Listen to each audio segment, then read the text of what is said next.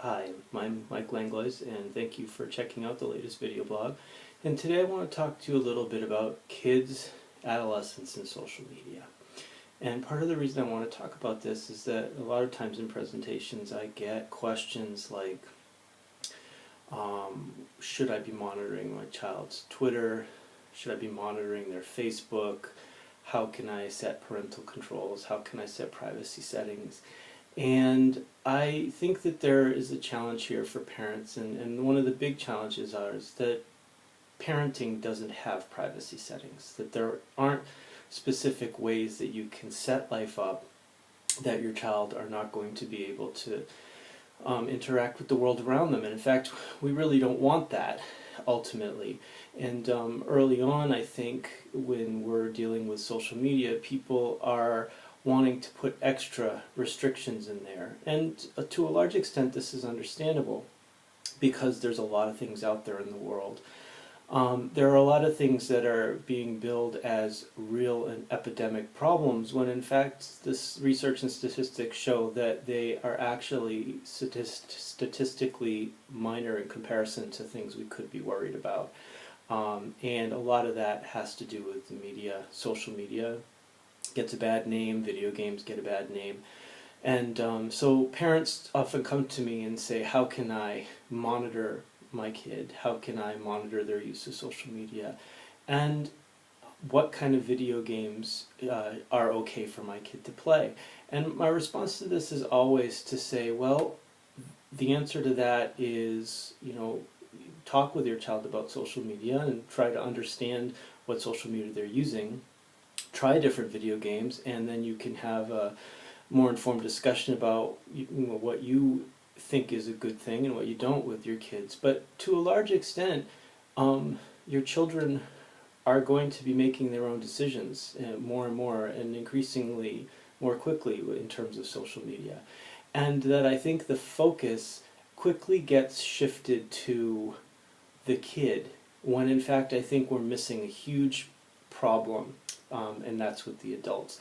And what I mean by that is we spend so much time focusing on what children should or shouldn't be putting on Twitter or saying on Twitter, or what they should and shouldn't be putting on the web and saying on the web, that we don't actually curate or protect their own online personality, their own online identity, when it still largely is in our care. For example, how many times do you post things on Twitter or Facebook, or pictures or comments about your child, or photos of your child without asking their consent? That you do it without necessarily a second thought because, they're cute. And yet, if you think about that, we're in a sort of a unique moment in history where we can create these artifacts, these visual and verbal and historic records of human beings before they even really have consent to say what's good and what's private and what they want and what they don't. We actually have a lot more power and control than our parents had over us in some ways. So that, for example, a photo of your daughter or son in the bathtub naked may seem really cute for them, for you and when you're talking with your friends, but are you prepared for the fact that when your child is doing a job interview, the person interviewing them might Google and see these pictures? If you're commenting about your child's report cards or academic performance, are you prepared to consider what it might be like for the kiddo to know that their parents are talking with the World Wide Web about their academic performance? And if especially you are talking about their behavior and their social skills, and I've said it before and I will say it again and can't say it enough, that it is not good social skills to say to somebody or about somebody that they don't have good social skills. So again, it's not good social skills to tell someone they don't have good social skills. But if you're doing that online, in either a video or a picture or a written record on your Facebook or your social media or your Twitter feed, think about how you're actually forming a sense of identity for your child before they actually have agency of themselves to sort of know what to do with that, and that you're forming the identity of your child around other people. And so it's not that parents shouldn't be getting support and shouldn't be talking with others about support groups, but I think it's really easy for us to focus on what our kids are or aren't saying on Twitter or Facebook, and not really look at what we're talking about and how we're talking about and portraying them, and what they're going to have to deal with in the next 50 to 75 years of their lifespan with all the information you've put out there. And one of the things we know about Facebook and the things we know about Google Plus is that rules and privacy settings are always changing. And so what you think may be secure now may actually not be later. And so there are things, and you can go on online, netarchives.org, and you can look at pages that have been taken down years and years and years ago, and they're still there. That the net is being recorded, and the net is being curated by folks that are less discriminate than perhaps even we are. And so whatever you put out there about your child is going to stay out there, perhaps for forever, and it's going to be a big part of their identity. So one of the things that I love is technology, but someone that I thought was really kind of an interesting poet and thinker way before the dawn of computers had something interesting to say about this, and I'd like to quote him. His name was Khalil Gibran, and he wrote The Prophet. And one of the things he had to say about children, and his part about children was, your children are not your children. They are the sons and daughters of life's longing for itself. They come through you, but not from you. And though they are with you, they belong not to you.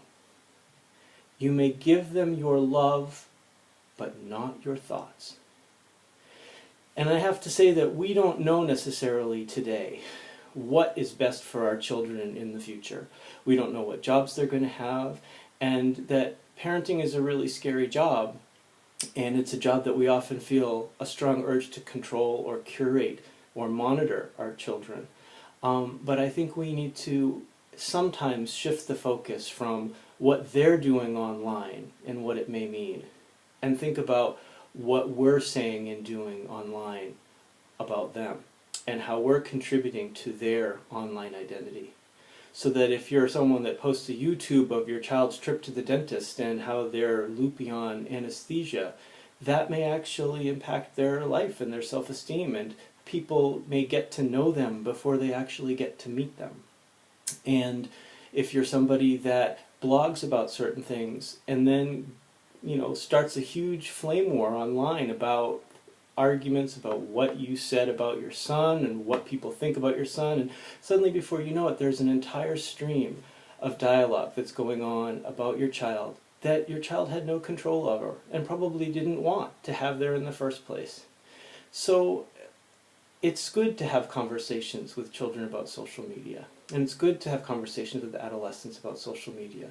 Just make sure that it goes both ways, and that you actually ask them what their thoughts and feelings are about the information that you post, and that you take a few minutes to consider how much information and pictures and images and recordings you may already have put out there without their consent.